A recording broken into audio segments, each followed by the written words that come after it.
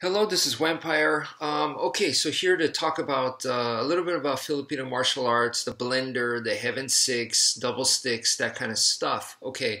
So so first thing is, double sticks. I gotta make this very clear because some people, they don't understand what double sticks is about. Double sticks, when you're training that, you're learning how to use both hands simultaneously. All right. So it's just about being able to defend yourself using both hands. It has nothing to do with I need two weapons. That's not, I don't have that kind of expectations. In a real life situation, I'm going to use both hands even if I only have one weapon. So the double sticks helps with that. It helps develop, even if you only have one weapon, it helps develop the other hand, that it won't get in the way of the weapon hand. And not only does it not get in the way, it also can help. It can actually make a difference. The hand that's not holding the weapon. So that is the idea of the double sticks. So I think a lot of people, they immediately get that wrong and they think, oh, that's unrealistic. You expect to have two weapons in a real life situation? No, that's not it. So please, that's number one, okay?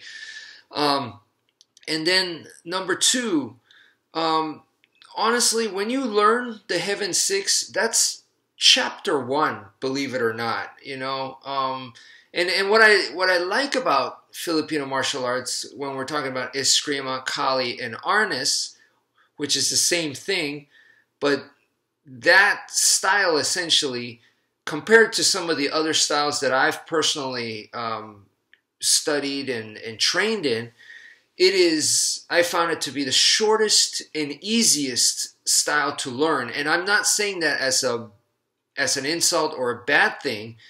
I'm saying that as that's awesome. I really, really like that. It's infinitely deep, so you could train this for the rest of your life easily. I promise you. I just keep going and going, and I feel that it's like it is an endless pit of puzzles and things to solve, and you could make your skills better and better and better. And there's so many things to do that it's endless, really.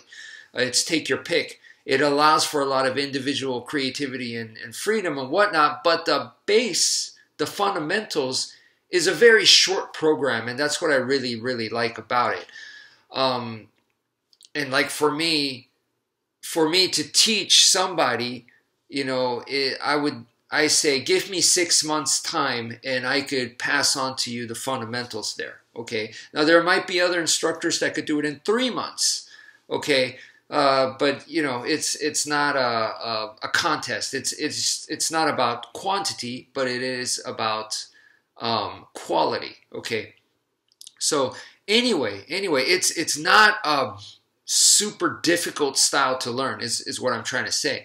Now, there are individuals, everybody's brain and personality is different. So for some people it may click, and then for other people it might be like, oh, that looks just too confusing to me. And some people may not like it at all. So it just depends also on the individual as well.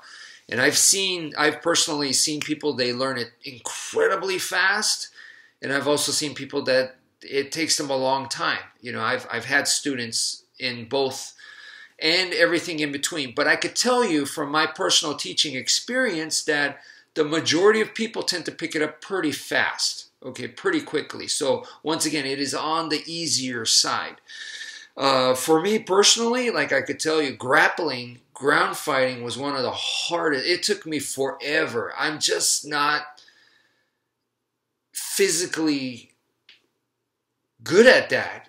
I'm not a wrestler, natural wrestler or grappler. It was extremely difficult. I'm claustrophobic to begin with, so to have someone like this on me it's just, or the mat, and then being sandwiched like that, that's a nightmare for me.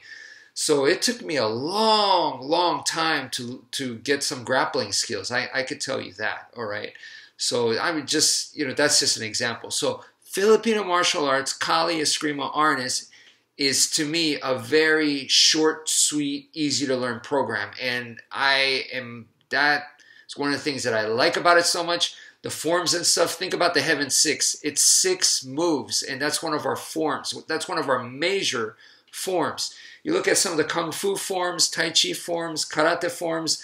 I mean, those can take 30 minutes to complete fully to do one form. You know, sometimes it's a lot of memorization and techniques. It can take a long time to even just memorize that. So, you know, compared to that, that's just, that kind of thing has never been my thing. Now, for some people, it might click. Once again, nothing wrong with that. I'm not here to put down other styles and stuff, but I like it short and sweet personally.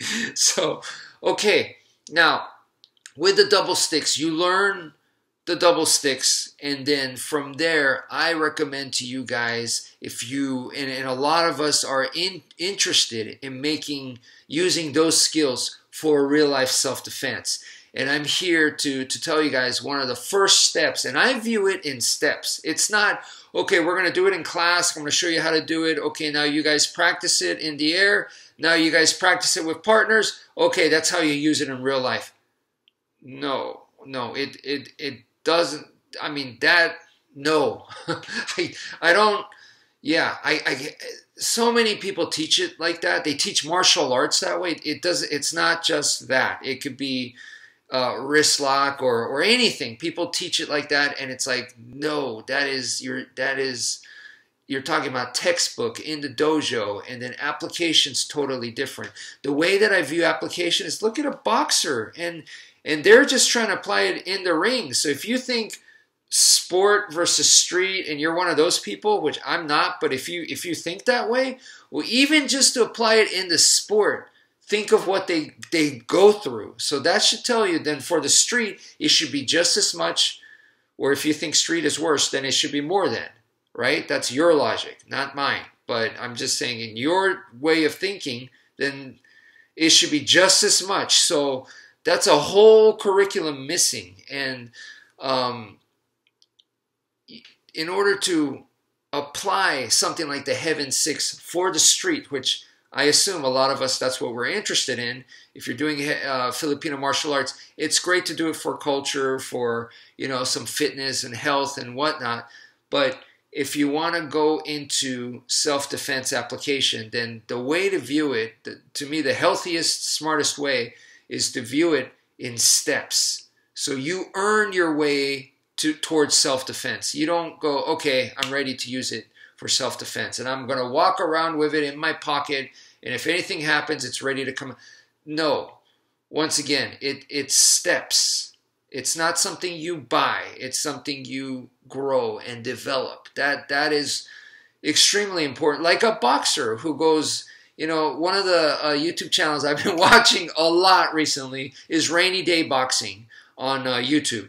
That to me, because motivation, it constantly runs out. So motivation is something you have to seek on a daily basis. And I do that. And one of the things is I watch Rainy Day Boxing on YouTube, and I watch, you know, the greats training. And yeah, that's like that. You have to train it. So I go into the garage and I put up the tires, and against the tires, I'm practicing the Heaven Six and stuff. And it's just another day in the office. One of my favorite covers of a magazine, there was one, it was a grappling magazine, and former UFC champion Randy Couture is on the cover, and he's just, I think it looks like he was jump roping in his basement or something, and you see like a puddle of sweat on the ground. It's just like a black and white photo or something. Maybe it was color, I don't remember, but it's not even a really good shot or anything. It just, or maybe it is, but to me it just looked like a grainy shot, very real, and it's just another day for that guy, and no glory, no fame. That's what he does 90% of the time, is just like jump rope, skip rope in the basement, in the dark, alone. I mean, not completely in the dark, but, you know, I can't imagine it's very well lit or anything. And he's just putting in the time. He's just putting in the mat time, so to speak. So that's the same thing. If you want to make your Heaven Six usable for a street situation, you got to do that kind of thing.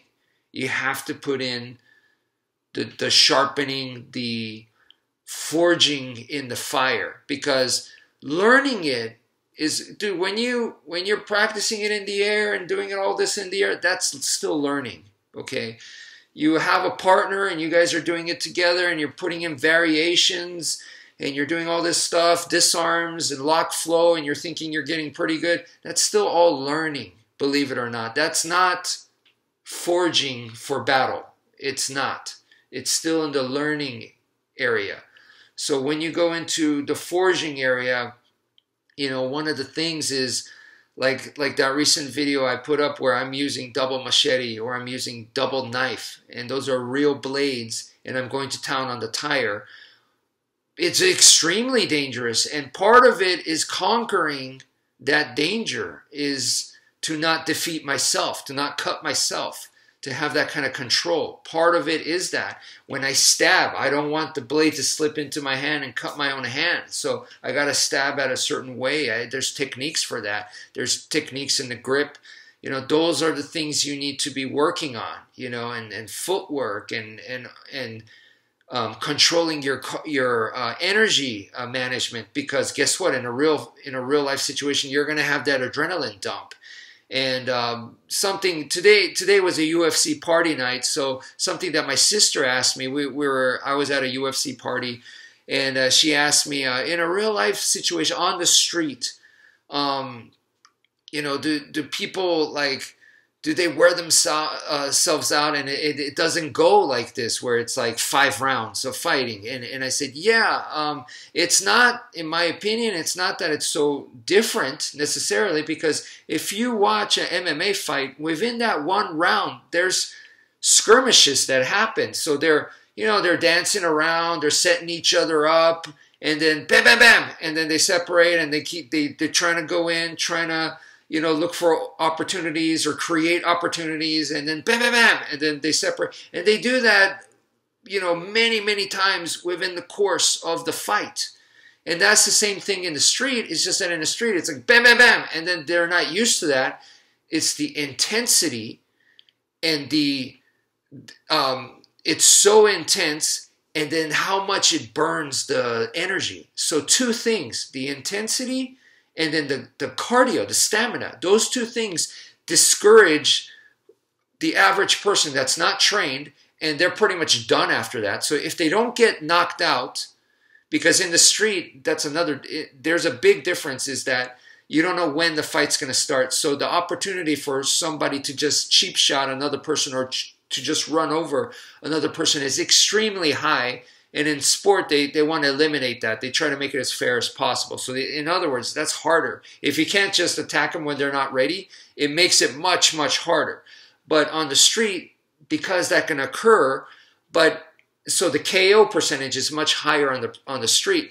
But if the KO doesn't happen because the other person's aware, it's like, oh, this guy's ready to hit me. So you're ready. You don't let that happen. You don't let the sucker punch happen, or you're able to thwart the ambush or the deception. Okay, so now you're in a fight. What a lot of times would happen between 2 people, just look it up on YouTube, they don't have the stamina and they're not used to the intensity, so they're done after, you know, like 1 or 2 of these, they're done. But in a fight, those fighters, they're not allowed to quit there. They got to keep going. So in other words, that tells you got to work on the cardio. So the military has it right. One of the first things you do is conditioning. Conditioning. Number 2 is the intensity. You got to be able to deal. So in the military, they're like yelling and screaming at your face, a drill sergeant, and all that. So it's for you to be able to handle that kind of intensity. They want you to be high speed and whatnot. So, you know, I just look at the military. I think it makes total sense. They got it right, you know. So anyway, to make your Heaven 6 more street realistic, those are the kind of things you got to do. You got to add in the cardio work, to where you have to put in, you know, the stamina element has to be there. The intensity has to be there by using, and live blades is so dangerous. I don't recommend it. Please, you know, it's something you got to work your way. There's a lot of working up to live blades. And maybe maybe you don't want to ever, you don't need to do that. And if you're just using double sticks, that's fine. But even then, with double sticks, do a blender where you're going, as fast as you can, and try not to hit your own hands, and try not to get the sticks to hit each other and then bounce off and hit you or something, and go as fast as you can. That is difficult in itself, and it'll burn off a lot of calories, and you're going to be breathing really, really hard, and it's scary and whatnot. So blender training is very good. What I want to also add is I, on my channel, even though I do teach some traditional stuff, I've been very, very clear that I don't teach pure traditional stuff. I teach my stuff. This is my interpretation of Filipino martial arts. What style is it? What's your lineage? It's my style. Yes, I can tell you, if I had to pick one, it would be Professor Remy Presa's lineage, but that's unofficially, okay? Completely, I don't have certifications or papers to show you guys, okay? And I've been very honest about that. I'm not going to lie about that, and be careful of liars, okay? So that's all I got to say about that. But yeah, so I've been very honest, but I want to keep evolving. I want to keep changing stuff. I want to keep showing you guys my newest findings and all that stuff. And one of the things is, because the blender, I feel, is so important, so integral, and it's so beneficial and practical for real life, but at the same time, I do feel it's so dangerous to the individual.